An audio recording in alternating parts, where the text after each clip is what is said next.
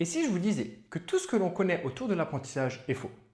Bienvenue dans ce nouveau podcast Sensorium et aujourd'hui on va parler de la courbe d'apprentissage.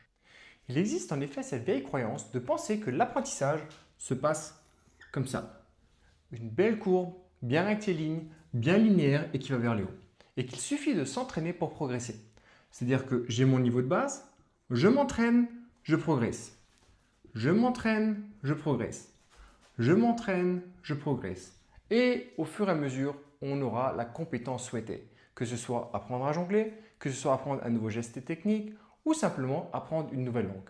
Malheureusement, ceci est faux. Ce n'est pas comme ça que notre système nerveux et toute phase de doute dans ce modèle est considérée comme un échec. Et je vais vous montrer aujourd'hui pourquoi l'échec est probablement le meilleur signe pour vous dire que vous êtes sur la bonne voie. Voici la vraie courbe d'apprentissage basée sur la biologie du vivant. Pour faire très simple, cette courbe représente comment notre système nerveux s'adapte suite à une stimulation, qui est l'apprentissage, pour ensuite progresser et donc développer une nouvelle compétence. Cette courbe se base sur le modèle très simple, le syndrome d'adaptation générale. Voici en détail comment on apprend et comment cette courbe se matérialise.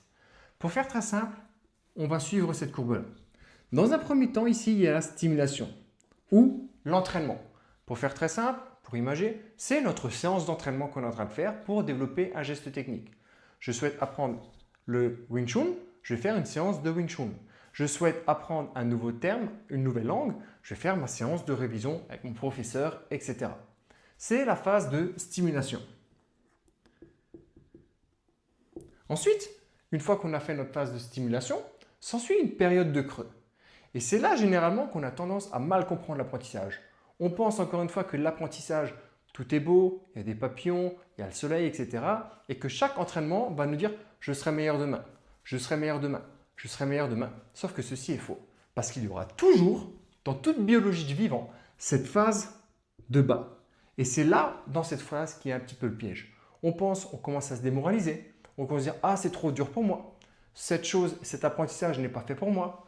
Le jonglage, c'est trop difficile. Il y a trop de choses à gérer.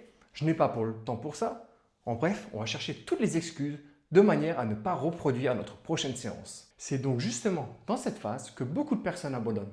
Et pourtant, cette phase est nécessaire pour apprendre une nouvelle compétence, comme on va le voir juste par la suite. Beaucoup de personnes abandonnent, alors que justement, c'est le signe pour vous dire que vous êtes sur la bonne voie. En effet, juste après, il y a une phase de rebond. Et ce qui est intéressant de voir, c'est que si on regarde ce deuxième niveau, il est supérieur au niveau de base. Donc si on fait des pointillés, il y a un delta entre les deux. Okay? Ce qui veut dire que le niveau qui va suivre par la suite sera supérieur au niveau de départ. Et c'est ce qui est intéressant, c'est que cette phase de creux va justement nous permettre d'arriver à un niveau beaucoup plus haut par la suite. Et que sans cette phase de creux, on ne pourra pas aller à la phase supérieure. Et c'est ça qui est intéressant, c'est que cette phase de creux, elle est nécessaire pour apprendre une nouvelle compétence, mais c'est souvent l'endroit où les personnes abandonnent, trouvent des excuses et ne vont pas au-delà. Et pourtant, c'est biologique. Le niveau de fin sera supérieur au niveau de départ. Et l'objectif étant de répéter ces phases à travers le temps, où on va non pas chercher une progression linéaire, mais des vagues qui, au fur et à mesure, vont progresser. Et c'est comme ça seulement qu'on va développer une nouvelle compétence. Seulement voilà, il y a une condition. La condition, c'est de trouver le bon niveau de bruit, la bonne stimulation de départ. Et pour ça, je vous renvoie sur ma dernière vidéo qui parle justement de la résonance stochastique. Un lien que vous pouvez trouver directement dans la description.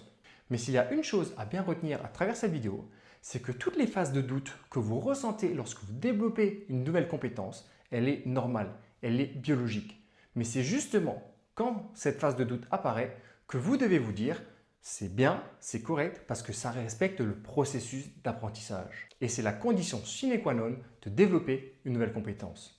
Je vous souhaite une belle exploration et à la semaine prochaine. Ciao, ciao!